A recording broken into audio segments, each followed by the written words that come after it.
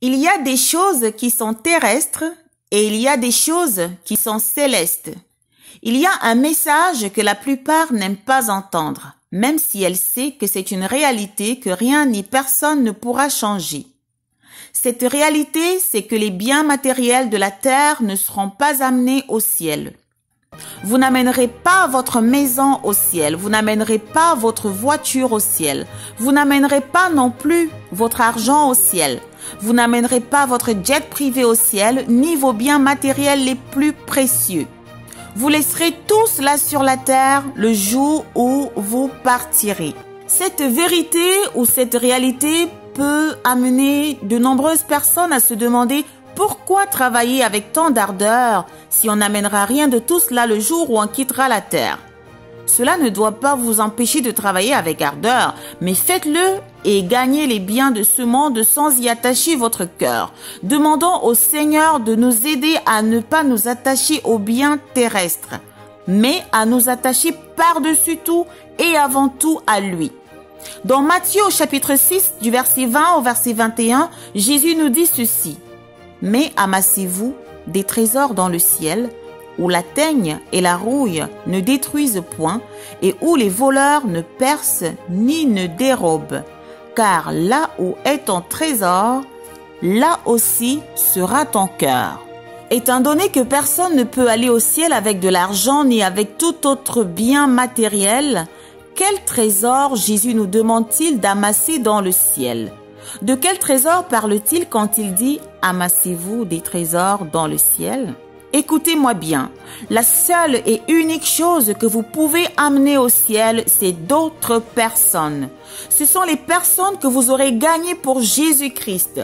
Quand vous gagnez des âmes pour le Seigneur, vous amassez des trésors dans le ciel. Même le simple fait d'annoncer la bonne nouvelle du royaume de Dieu réjouit énormément le cœur de Dieu à votre égard. Vous devez non seulement annoncer la parole de Dieu, mais aussi prier pour que le Seigneur envoie d'autres prédicateurs. Luc, au chapitre 10, verset 2, nous dit ceci. La moisson est grande, mais il y a peu d'ouvriers. Priez donc le maître de la moisson d'envoyer les ouvriers dans sa moisson. Alors nous voyons donc que moissonner, c'est gagner les âmes pour le Seigneur. Nous devons gagner les âmes pour le Seigneur. Nous avons tendance à juger facilement et rapidement les personnes qui vivent dans le monde et dans le péché, oubliant que la plupart des chrétiens sont passés par là. Nous oublions que la plupart des chrétiens étaient comme ces gens-là ou pire que ces gens-là avant leur conversion. Nous oublions rapidement que nous avons la responsabilité de leur parler de Christ, qu'ils acceptent ou pas de donner leur vie à Christ. S'ils refusent de nous écouter, nous aurons fait notre part. Nous ne pouvons absolument pas les forcer, nous ne pouvons pas les forcer. Mais nous devons au moins essayer de leur parler de Jésus et les laisser faire leur choix. Bien sûr, ils doivent faire leur choix personnellement. En fin de compte et jusqu'au bout, tout aura été une question de choix. Dans Deutéronome au chapitre 30, verset 19, le Seigneur nous dit ceci. « J'en prends aujourd'hui à témoin contre vous le ciel et la terre. J'ai mis devant toi la vie et la mort, la bénédiction et la malédiction. Choisis la vie, afin que tu vives, toi et ta postérité. » Tout est donc une question de choix. Celui à qui vous parlez de Christ a pleinement le choix entre l'enfer et le paradis. Et vous devez respecter son choix. Il y a tant de personnes qui meurent chaque jour dans leur péché sans donner leur vie à Christ. Le problème n'est pas le fait de quitter cette terre physiquement. Vous pouvez partir à un moment ou à un autre. Le problème est de quitter cette terre sans avoir choisi Jésus-Christ, sans s'être donné à Jésus. N'importe qui peut partir à tout moment. La question n'est donc pas de savoir s'il faudra partir ou pas. La question est de savoir où ils partiront. Ce sont peut-être les membres de votre famille à qui vous avez parlé de Jésus-Christ et ils ont refusé de vous écouter. Ne forcez rien. Réessayez de s'aimer la parole en eux, tout simplement lorsque vous en aurez l'occasion. Le Christ Jésus nous dit dans Jean au chapitre 6, verset 44, ce qui suit. « Nul ne peut venir à moi si le Père qui m'a envoyé ne l'attire. Et je le ressusciterai au dernier jour. Alors faites simplement votre part en annonçant la parole et ne soyez pas surpris si vous êtes rejetés. Car en fait, c'est le Père qui attire à lui qui il veut. Obéissons à l'ordre que nous donne le Seigneur dans Matthieu au chapitre 28, verset 18. Allez, faites de toutes les nations des disciples. Nous n'avons pas été appelés simplement pour attendre d'être amenés au ciel. Nous avons été appelés pour faire venir les autres aussi. J'aimerais le rappeler encore et encore. Votre argent ne vous amènera pas au ciel. Vous n'amènerez pas votre argent au ciel. Vos voitures et votre argent et tout votre matériel n'auraient aucune valeur au ciel. C'est très important d'être généreux. Mais une âme qui reçoit la parole de Dieu reçoit la vie. Quelque chose d'encore plus grand.